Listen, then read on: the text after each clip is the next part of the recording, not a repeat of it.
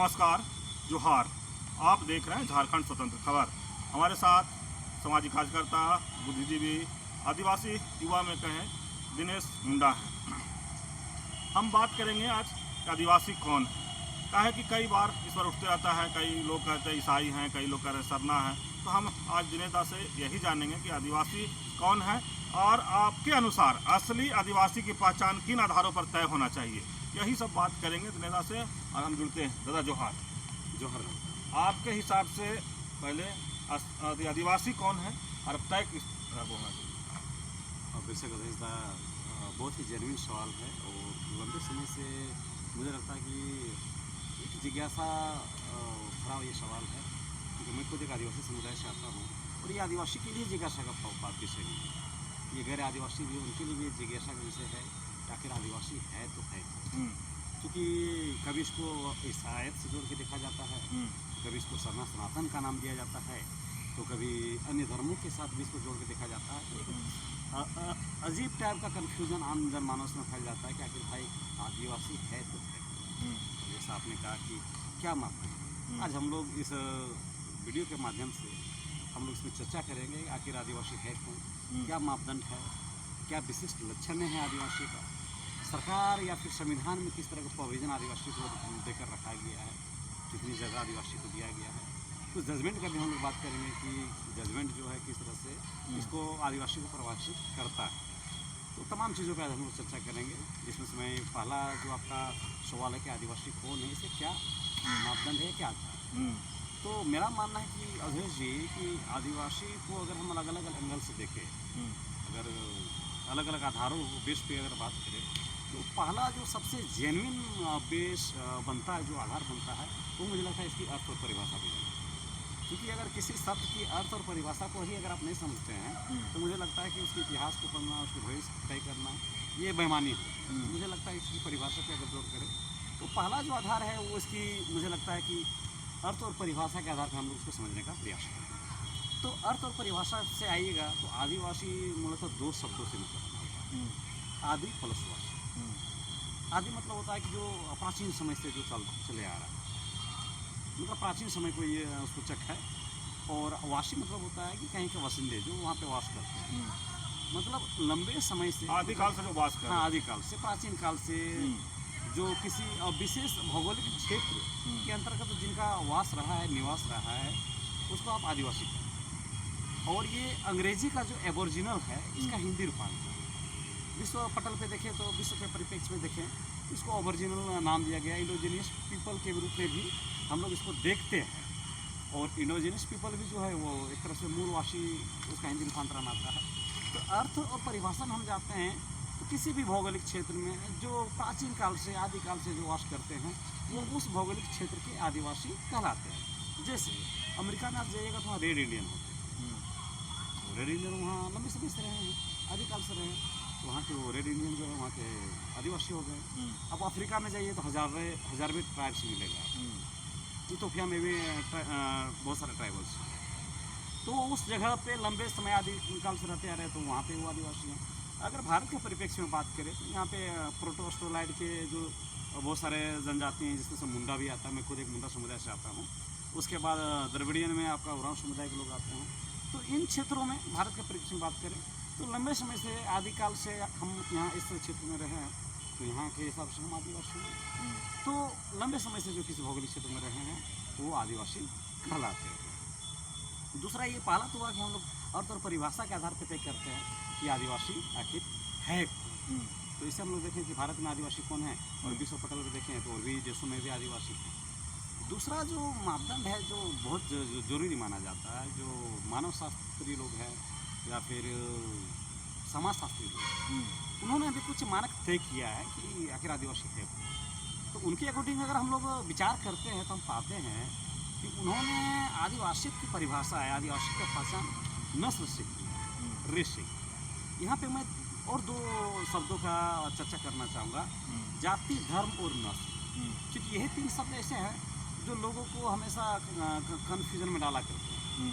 कुछ लोग इसको जाति से समझ बैठते हैं, जैसे आदिवासी जनजाति में आते हैं, कुछ लोग धर्म से जोड़ देते हैं कि नहीं क्रिश्चियन जो है वो क्रिश्चियन धर्म के हैं लेकिन आदिवासी कैसे हैं, और कुछ सनातन भी करते हैं जो हिंदू धर्म की ओर हमें इशारा करता है। तो जाति, नस्ल और ये आपका धर्म तीनों अलग चीज़ है। आपको पता है कि अगर हम धर्म पे बात करें तो क्रिश्चियन समुदाय के भी लोग अपने आप को आदिवासी करते हैं और सनातन वाले भी अपने आप को आदिवासी करते हैं। संविधान में भी है ना भाई कि आप कुछ भी तो करिए। आदिवासियत का आधार कभी भी धर्म नहीं रहा है, आदिवासी का पैमाना कभी भी धर्म नहीं रहा है।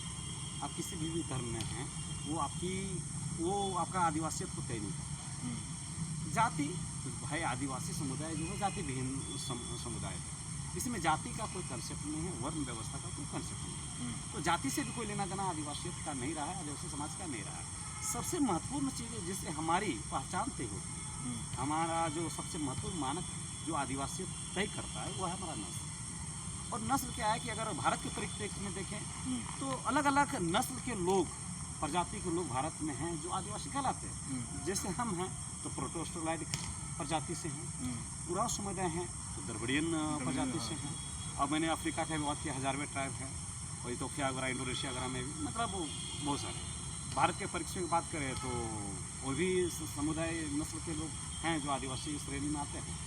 तो जो विशेष नस्ल से जो आते हैं, चाहे धर्म का कुछ भी, अगर वो उस नस्ल से हैं, उस रेस से हैं तो आदिवासी कहलाते हैं। जैसे भारत में झारखंड में हमने बात किया, ओरा मुंडा जो है, खड़िया है, संथाल है, भूमिज है, ये सारे क्या है एक विशेष प्रजाति नस्ल से आते हैं, आदिवासी नस्ल से आते हैं, ये आदिवासी कहलाते हैं। तो ये नस्ल जो है वो महत्वपूर्ण मानक है जो तय करता है कि ये आदिवासी हैं, धर्म यहाँ तय नहीं। दूसरा मैंने दो चीज़ का चर्चा की। तीसरा, हम अगर संवैधानिक तरीके से देखें कि भारत के संविधान में आदिवासी कौन है या भारत के संविधान में आदिवासी को किस तरह से परिभाषित किया गया है, क्या क्या प्रोविज़न है आदिवासी की, तो यहाँ तक अगर देखिएगा तो यहाँ पे जब देश आज़ाद हुआ और संविधान निर्माण की प्रक्रिया चली, संविधान निर्माण हुआ तो पूरी तरह से आदिवासी समुदाय को ठगने लगा, पूरी तरह से आदिवासी समाज को गुमराह किया।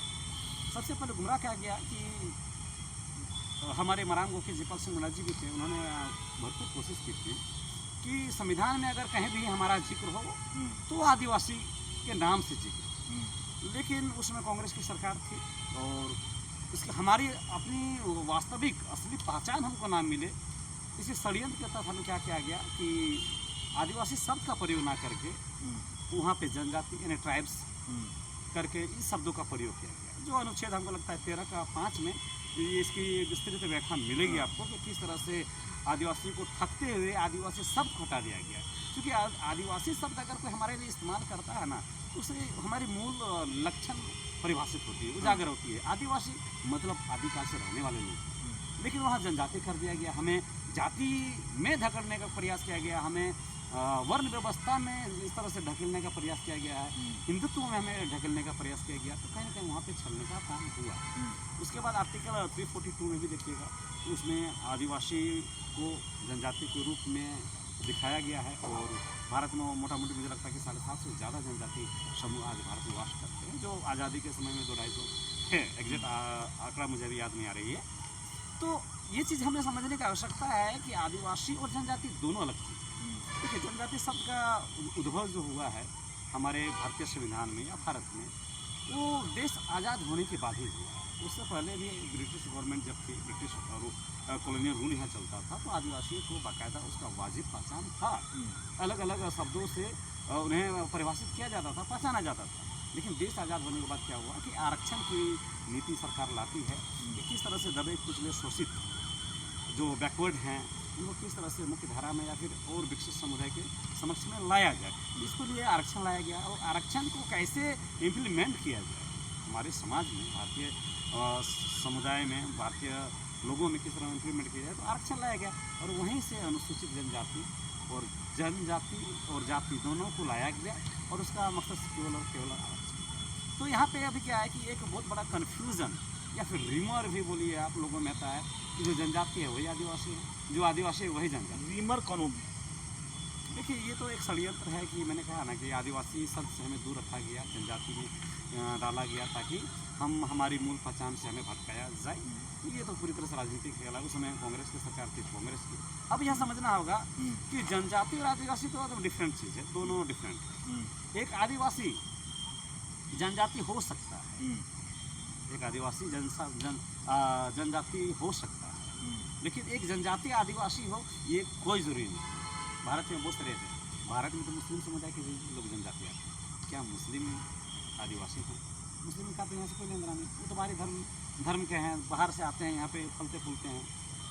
तो आदिवासी जनजाति हो सकता है, जनजाति आदिवासी नहीं हो सकता। ब्राह्मण भी जनजाति हैं, भारत में ब्राह्मण भी जनजाति ट्राइबल हैं, तो क्या वो आदिवासी है? नहीं भाई, ब्राह्मण तो उनका आगमन तो मलेशिया से या फिर बाहर से हुआ है, आर्य उनके वंशज थे, तो ये दोनों अलग चीज़ है। तो यहाँ पे संविधान में भी किसी भी तरह से, भारत के संविधान में या भारत सरकार ने तो कभी माना ही नहीं कि भारत में आदिवासी लोग भी रहते हैं। इतना चला गया, जब भी बाहर से बातें जब हुई, विश्व पटल पे हमारी बातें हुई, विश्व व्यवस्था में जब बातें हुई, तो भारत ने साफ इनकार कर दिया कि भारत में तो आदिवासी है ही नहीं, यहाँ जितने भी लोग हैं सब यहाँ के मूलवासी थे।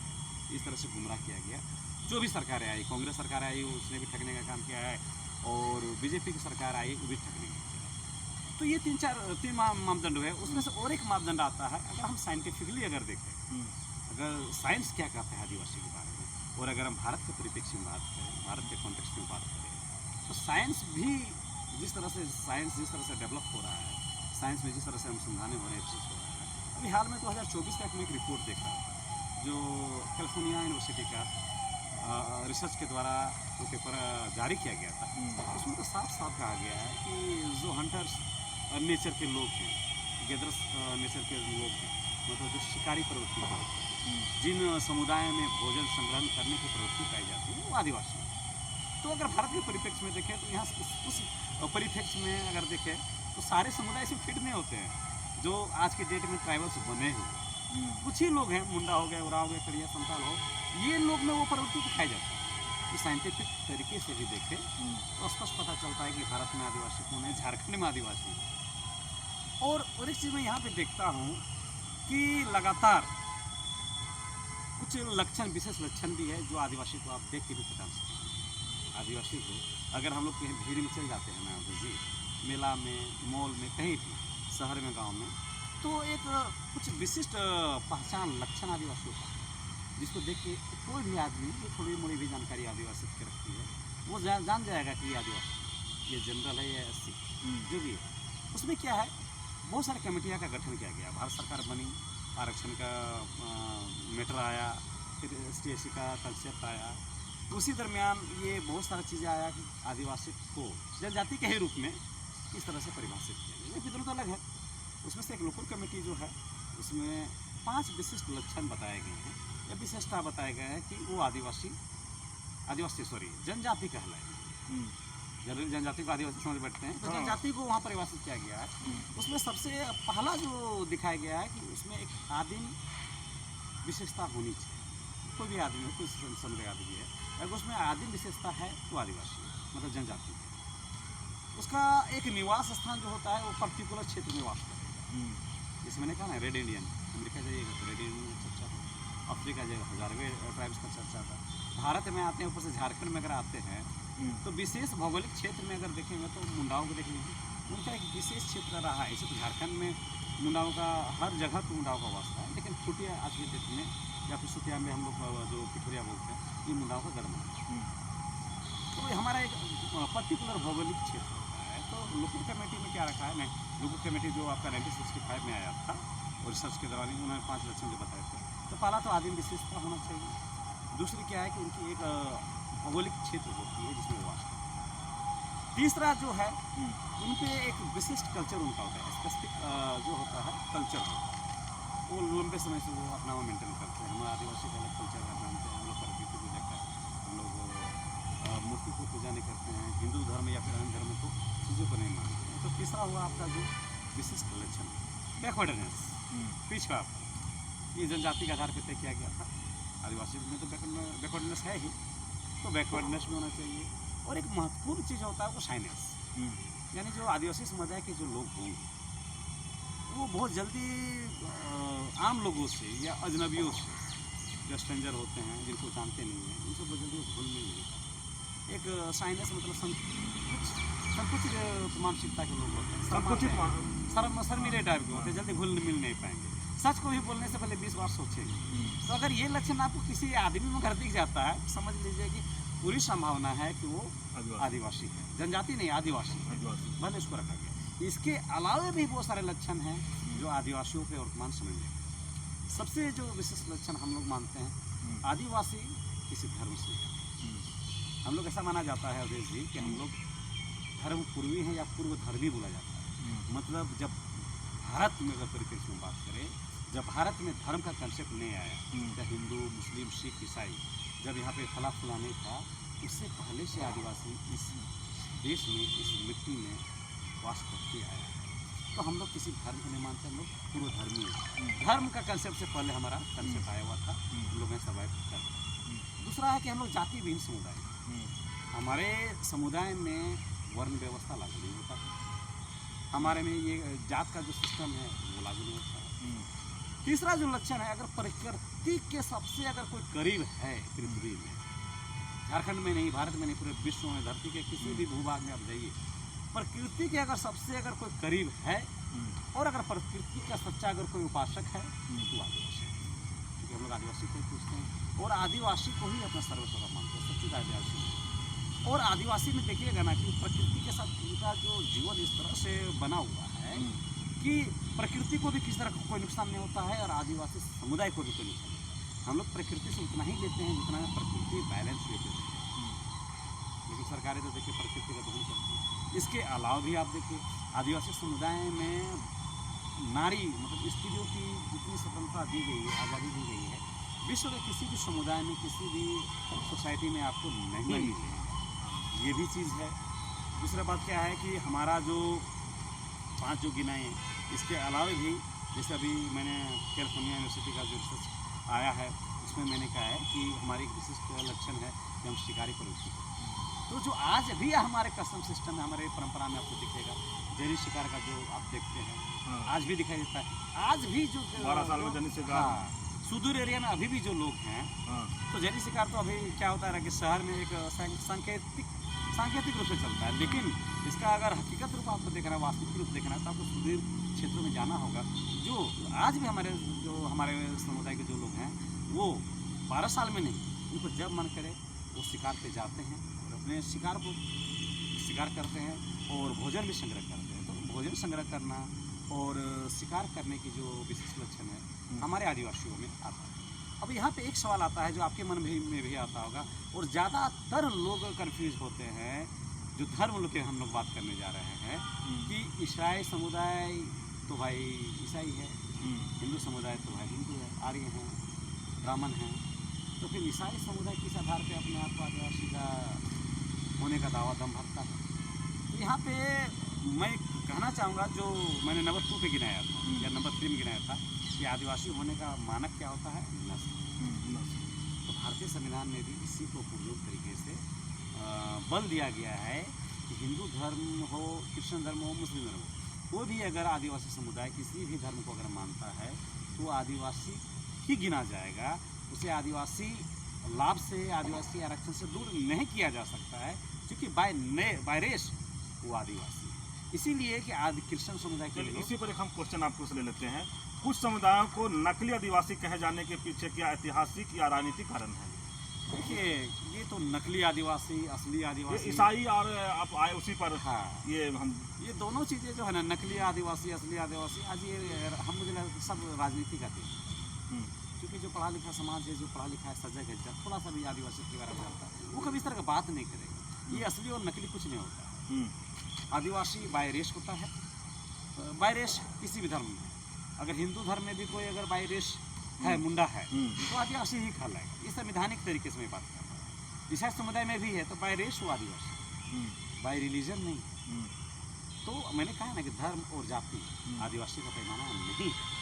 तो यही वजह है कि ईसाई समुदाय आज ईसाई धर्म को मानते हुए अल्पसंख्यक होते भी आदिवासी। लेकिन यहाँ पे एक बहुत ही मज़ेदार चीज़ है जो लोगों को जानना चाहिए, और वर्तमान समय में विशेषकर मैं क्रिश्चियन समुदाय और वैसे धर्म जो ऐसे आदिवासियों पे मैं रखना चाहूँगा या उन्हें आगाह करना चाहूँगा, या मेरे अंदर में जो बातें चल रही है या आपके समाज में जो जो इस तरह का आदिवासी हैं जो हिंदू कह रहे हैं, हाँ उथल पुथल जो चल रहा है, हाँ। मेरा कहना है कि नस्ल के साथ भी भारतीय संविधान में कुछ और भी चीज़ों को जोड़ा गया है जो आदिवासी को कहना है कि अगर कोई आदिवासी ईसाईयत को मानता है, इस्लामियत को मानता है, हिंदुत्व को मानता है, तो भी वो आदिवासी ही कहलाएगा, बशर्ते अगर वो अपना परंपरा को मेंटेन कर रहा है, अगर वो अपनी भाषा को मेंटेन कर रहा है, अगर अपने वो रीति रिवाजों को मेंटेन कर रहा है। मैं 3 चीज़ों का जिक्र करना चाहूँगा, परंपरा, भाषा, रीति।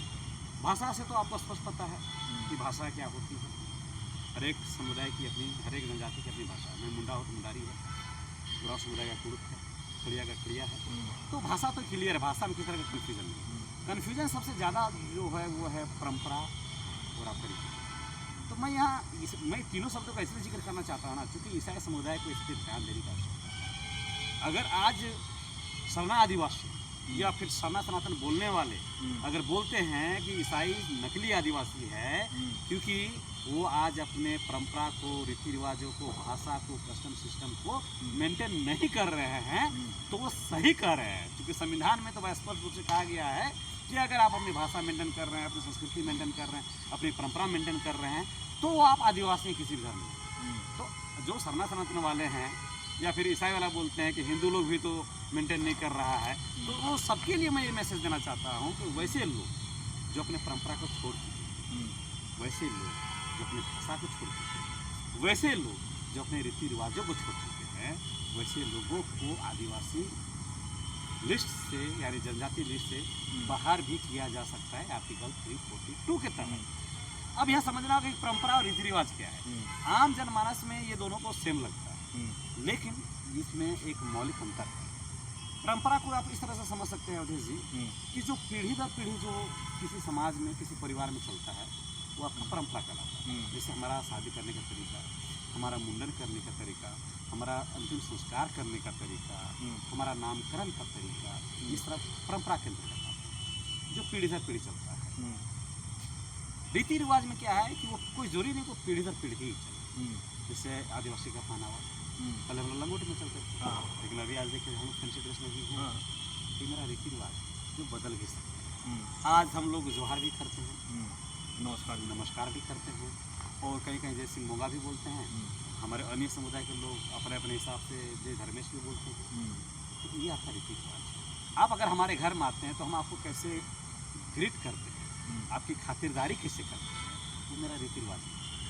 तो मैं लगातार देख रहा हूँ कि वैसे धर्म के लोग, हमारे ऐसे आदिवासी भाई लोग जो ईसाईयत को भी अपनाए हैं, हिंदुत्व की ओर भी गए हैं, आज वो अपनी परंपरा को, आज वो अपनी भाषा को, आज वो अपनी संस्कृति को छोड़ रहे हैं, जिस कारण ये बात उठ रही है कि आप नकली आदिवासी। इसमें नकली आदिवासी अगर बोला जा रहा है तो राजनीतिक एंगल देकर बोला जा रहा है, लेकिन कहीं ना कहीं इसमें सच्चाई भी दिखती है थोड़ा, क्योंकि आज जो लोग दूसरा धर्म अपना चुके हैं, अपनी भाषा, संस्कृति, कस्टम सिस्टम, रीति रिवाजों से दूर जा रहे हैं। अगर कोई क्रिश्चियन धर्म अपनाया है तो उसको देखिएगा कि उसका शादी करने का तौर तरीका भी बदल गया है, पर्व त्यौहार मनाने का भी तौर तरीका बदल रहा है, उसका भाषा भी बदल रहा है, तमाम चीज़ें बदलती हुई दिखाई दे रही है। तो जिसके कारण ये सवाल लाजमी है, उठता है कि क्रिश्चियन वाले भी नकली आदिवासी हैं, जो सरना सनातन कर रहे हैं वो भी नकली आदिवासी। लेकिन ज़रा एक और इसमें और एक चीज़ मैं मेंशन करना चाहूँगा आपको कि कुछ जजमेंट भी आया है। जैसे कापरा हफ्जा बनाम आपका झारखंड स्टेट गवर्नमेंट का भी है, जो मुझे लगता है 2002 में जजमेंट आया था, जो भी साफ साफ बोलता है कि अगर कोई आदिवासी समुदाय अन्य धर्म को अपनाता है वो तो उसको आदिवासी से बाहर नहीं किया जा सकता, उसको जनजाति से बाहर नहीं किया जा सकता है। कारण क्या है कि वो अपने परंपरा रीति रिवाजों को मानता है। इसका एक ये जजमेंट आया था।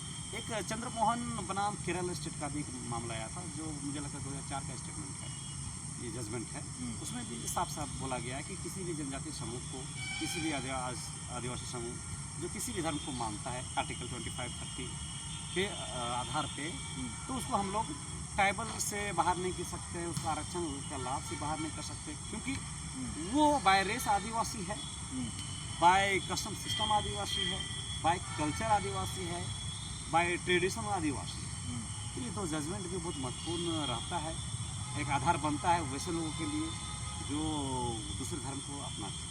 लेकिन ये चिंता की विषय है कि आप कहीं न कहीं न्याय नहीं कर रहे हैं आदिवासी शब्द से आदिवासी धर्म से। लेकिन एक और है कि आज के सामाजिक संघर्षों जैसे भूमि अधिग्रहण और धर्म और आरक्षण असली आदिवासी होने का क्या महत्व है? देखिए, असली आदिवासी होने का तो ये जो भी है धर्म है, आरक्षण मैंने बता दिया कि धर्म का आदिवासी से कोई लेना देना नहीं है, आरक्षण का भी आदिवासी से कोई लेना देना नहीं है। आरक्षण कंसेप्ट ही रहेगा था कि किस तरह से दबे कुचले को या कमजोर तबके को आगे लाया जाए। तो यहाँ पे अगर देखा जाए तो आदिवासियत के आधार पर देखें तो इसका कोई महत्व नहीं है। ना चूँकि हमारी पहचान धर्म से नहीं है, हमारी पहचान जात से नहीं है, हमारी पहचान आरक्षण के आधार पे नहीं है। और ज़मीन का जो बात रहा है तो देखिए ये तो एक व्यवस्था का मैटर है। हमारे पुरखों का एक व्यवस्था चलता था जिसे भारतीय संविधान में आज भी स्पष्ट रूप से जगह दिया गया है कि हमारी अपनी अलग व्यवस्था। अगर मैं मुंडा हूँ तो मुंडा मन की व्यवस्था को फॉलो करता हूँ, अगर कोई हमारे उरांव समुदाय से है तो पढ़ा व्यवस्था को फॉलो करते हैं, कोई संथाल समुदाय से आता है तो मांझी प्रणाली सिस्टम वहाँ काम करती है, कोई खड़िया से आता है तो ढोकलो सोहर करके जो व्यवस्था है उसमें काम करती है। तो ज़मीन का वो अपना व्यवस्था है। लेकिन वर्तमान समय में जो भी है, अगर आप इसमें लूट की बात करें तो वो अलग चीज़ है। लेकिन हमारी अलग व्यवस्था थी, अलग व्यवस्था से हम जाने वाले और हम अलग व्यवस्था से संचालित होते। चलिए, अभी आप दिनेश मुंडा की बात सुन रहे थे। हम लोग बात शुरू किए थे कि आदिवासी कौन है, आदिवासियों के पहचान के आधार क्या तय होना चाहिए इनके अनुसार। तो हम तमाम बात किए, लेकिन हम बता दें कि जिस तरह से कई बात के खुलासा किए कि नकली आदिवासी या ईसाई या सनातन कहने वाला ईसाई के लिए ये खुल करके कुछ संदेश भी देना चाहे, खुल कर कुछ समझाने की कोशिश किए हैं। और कहे कि अगर ईसाई और सनातन कहने वाले जो लोग हैं वो कहीं ना कहीं इस बात को सुने और समझें। लेकिन जिस तरह से एक बार और बता दें कि रिसर्च जिस तरह से पूरे करते हैं किसी बात को लेकर के, तो आज ये आदिवासी कौन है उस पर रिसर्च करके आज अपनी बातों को रख रहे थे और समाज के सामने ही अपनी बात को रखना भी चाहते थे कि आदिवासी कौन है। तो हम लोग आज इसी पर विस्तृत बहुत अच्छे ढंग से अपने बात को रखे और बताने की कोशिश किए कि जो भी से नकली आदिवासी हो, लेकिन राजनीतिक रंग भी उसको दिया गया। कई लोग उसको कहे कि जो कांग्रेस या बीजेपी के जो लोग हैं अलग अलग तरीके से आदिवासियों को ठगने की को भी कोशिश किए हैं।